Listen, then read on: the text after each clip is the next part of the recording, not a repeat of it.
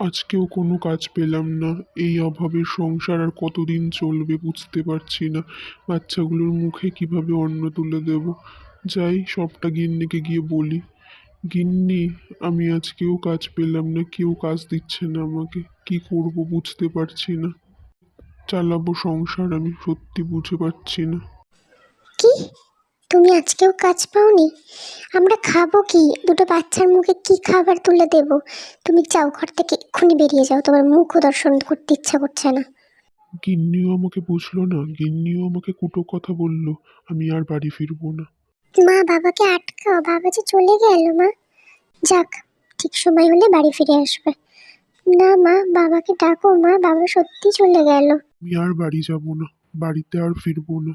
বাচ্চাগুলোর দিকে আমি আর তাকাতে পারছি না, গিন্নিও আমাকে বুঝলো না। আমি আর বাড়ি ফিরবো না।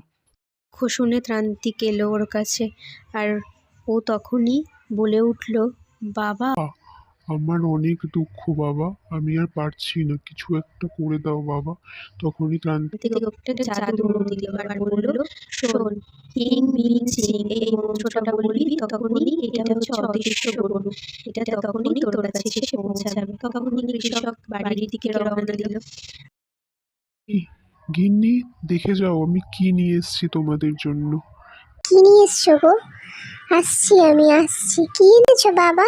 আসছি আমি। ছুটে ছুটে যাচ্ছে কৃষকের কাছে।